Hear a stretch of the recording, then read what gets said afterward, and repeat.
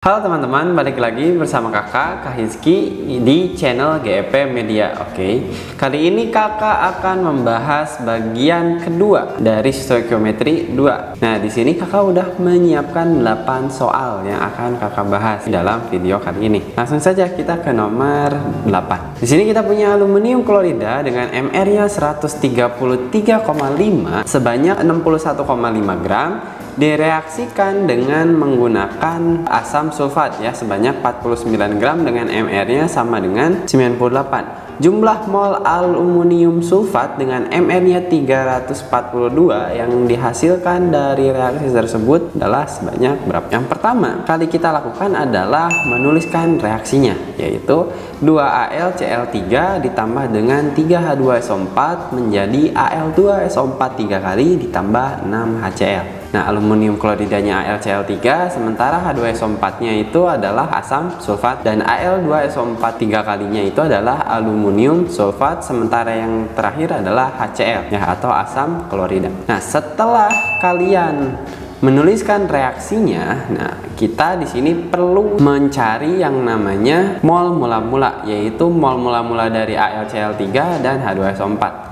Kemudian dicari yang namanya reaksi pembatas. Oke, untuk AlCl3 itu molnya adalah 61,5 dibagi 133,5 kan sama dengan 0,46. Oke, sementara untuk mol H2SO4 adalah 49/98 sama dengan 0,5. Nah, dari sini kita bisa mencari yang namanya reaksi pembatas dengan membagi yang namanya mol mula-mula ya. Tadi kita udah dapat mol mula-mulanya dibagi dengan koefisien hasil dari penyetaraan yang ada. Untuk AlCl3 yaitu 0,46/2. Sementara untuk H2SO4 itu adalah 0,5/3. Ternyata yang paling kecil adalah yang 0,5 dibagi 3. Maka di sini kita bisa simpulkan bahwa H2SO4-nya habis. Nah, lanjut kakak buat MRS-nya, yaitu seperti yang kalian bisa lihat di gambar. Nah, H2SO4-nya habis kan? Maka di sisanya itu akan ditulis 0. Sementara untuk AlCl3-nya akan bersisa. Oke, untuk menentukan yang reaksinya kita tinggal ngebandingin nih. Karena H2SO4-nya habis, berarti H2SO yang bereaksinya itu adalah 0,5. Sehingga koefisiennya 3 itu untuk 0,5. Kalau 2 itu molnya kita dapat berapa? Ternyata setelah dihitung kita dapat 0,33. Hal yang sama itu juga kita gunakan untuk mencari yang namanya mol dari Al2SO4 3 kali yang bereaksi. Karena koefisiennya 1, oh berarti yang kita dapat itu adalah 0,166. Oke. Nah, 0,166 ini ternyata setara dengan 1/6 mol. Oke, maka dari itu jawabannya itu adalah yang A. Itu dia untuk nomor 8. Sejumlah 3,2 gram gas metana dibakar dengan 16 gram oksigen.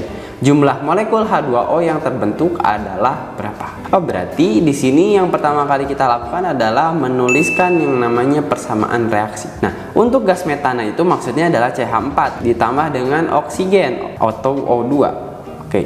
Nah, akan menjadi CO2 ditambah H2O. Itu pasti ya kalau pembakarannya sempurna. Kita setarakan bahwa oksigennya itu ada sebanyak 2 dan H2O-nya juga sebanyak 2. Langkah selanjutnya yaitu menentukan yang namanya mol mula-mula dan reaksi pembatas. Oke, mol mula-mulanya itu untuk CH4 adalah 3,2/16. Yang ini sama dengan 0,2. Sementara untuk mol oksigen yaitu 16/32 akan sama dengan 0,5. Nah, karena kita sudah menyetarakan tadi di awal ya, kita tinggal menentukan hasil dari mol dibagi dengan koefisiennya.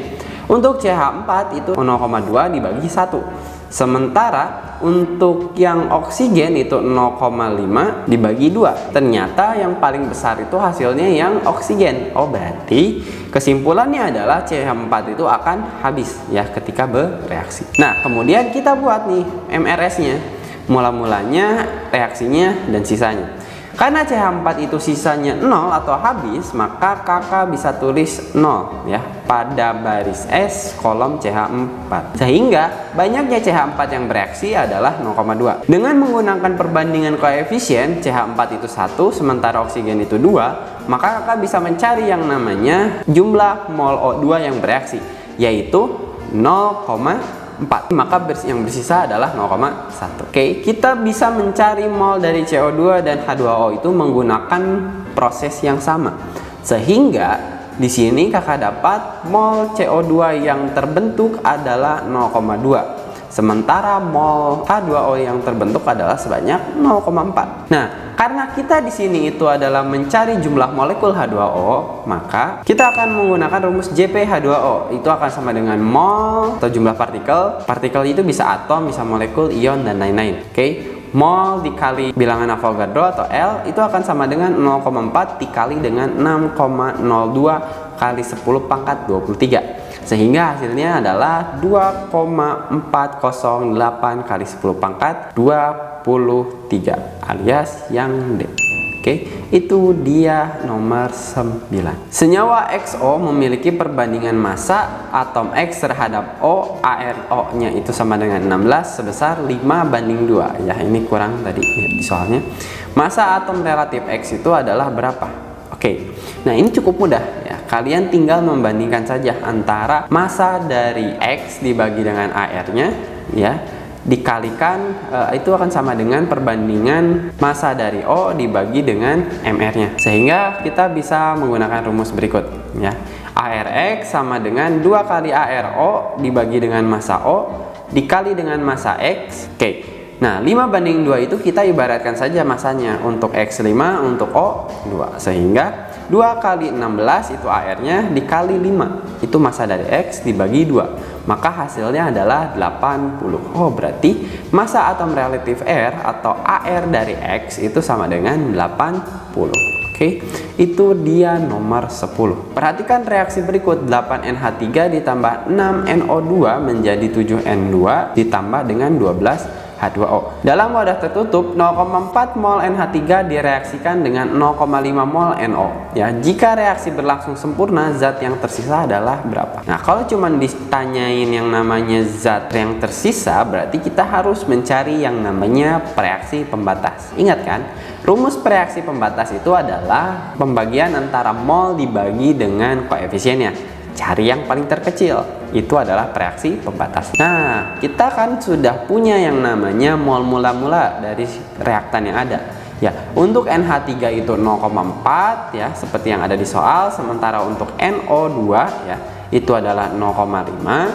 Maka kita tinggal bandingin. Di sini kan udah ada ya koefisiennya. Untuk NH3 8, untuk NO2 itu adalah 6. Oh, berarti 0,4 per 8 dan 0,5 per 6. Oke, kalau kita lihat ya, 0,5 per 6 itu hasilnya lebih besar daripada 0,4 per 8. Sehingga di sini kita dapat simpulkan bahwa NH3 itu bakal habis. Nah, kakak tulis reaksinya ulang. Nah, oke. Jadi seperti ini MRS-nya. Oh, berarti karena NH3 habis sisanya 0, sementara NO2 karena tidak habis, kita cari mol reaksinya, yaitu tinggal ngebandingin aja. Koefisien NO2 dibagi 8 dikali dengan mol dari NH3 yaitu 0,4, maka hasilnya itu adalah 0,3. Tinggal dikurang deh, 0,5 dikurangi dengan 0,3, maka hasilnya adalah 0,2 ya. Oh, sehingga sisa yang ada adalah 0,2 mol dari NO2. Itu dia nomor 11. Pembakaran sempurna suatu senyawa hidrokarbon menghasilkan 3 mol CO2 dan 2 mol H2O. Jika satu molekul senyawa mengandung 6 atom C, maka rumus molekul hidrokarbon tersebut adalah berapa? Nah, di sini kita punya clue. Clue-nya adalah bahwa molekul senyawa tersebut mengandung 6 atom C. Oh, berarti di sini kita punya modal nih untuk nyarinya.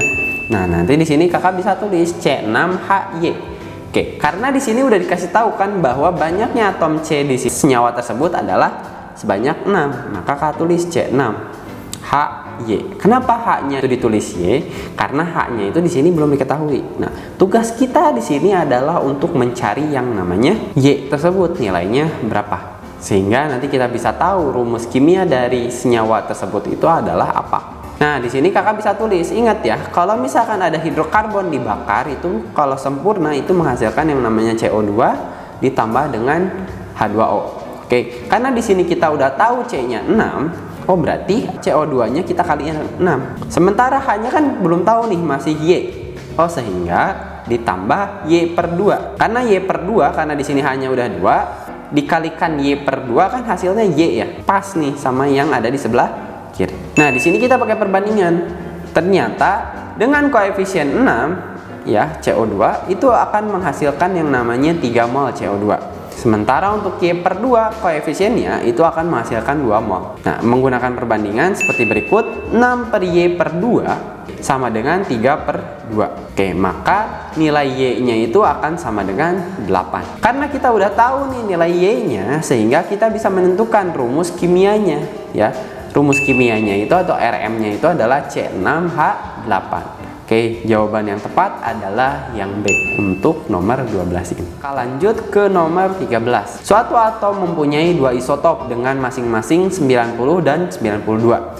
Jika AR atom tersebut adalah 90,8, perbandingan kelimpahan kedua isotop tersebut adalah berapa? Di sini kita menggunakan rumus AR sama dengan persen dikali dengan isotop pertama. Persen ini menggambarkan kelimpahan dari isotop pertamanya berapa dikali dengan AR-nya, ditambah dengan persen dari isotop kedua dikali AR-nya juga. Oke, dibagi 100. Nah, tapi kan di sini kita yang ditanya itu adalah perbandingan kelimpahannya. Oh, berarti yang ditanya itu adalah persennya. Sementara AR-nya itu udah dikasih tahu yaitu 90,8. Nah, sehingga kakak dapat 90,8 itu akan sama dengan X dikali 90 ditambah 100 min X. Nah, karena isotop 90 dan 92 ini kadarnya ada tertentu ya, sehingga AR-nya itu dirata-ratain 90,8. Oh, berarti kelimpahannya juga beda di alam. Sehingga kakak tulis 100% dikurangi X ya, dikali 92. Maka kakak akan dapat dikali silang ya, 100 sama 90,8-nya menjadi 9080 sama dengan 90X ditambah 9200 dikurangi 92X. Nah, hasilnya adalah 2X sama dengan 120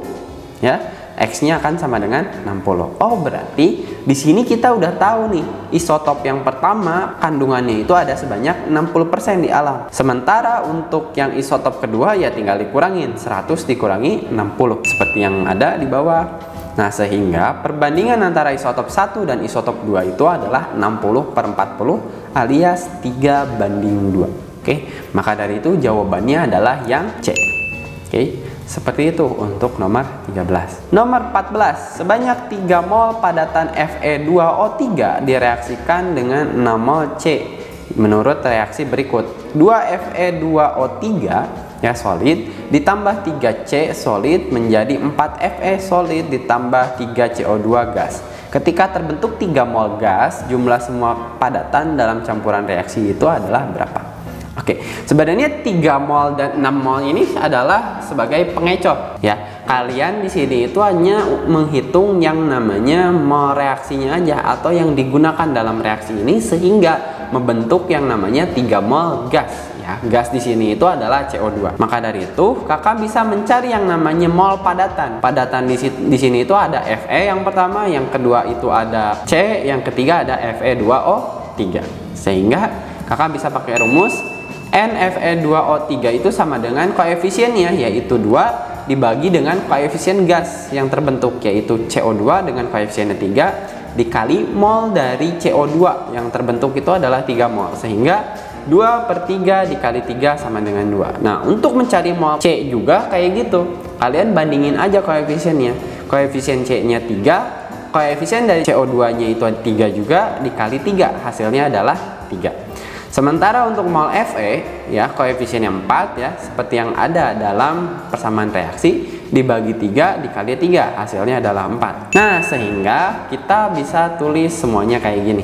Untuk Fe itu 2, untuk C itu 3, untuk Fe itu 4, sementara untuk CO2 itu 3. Nah, kita tinggal tambahin nih yang solidnya aja atau yang padatannya aja ya.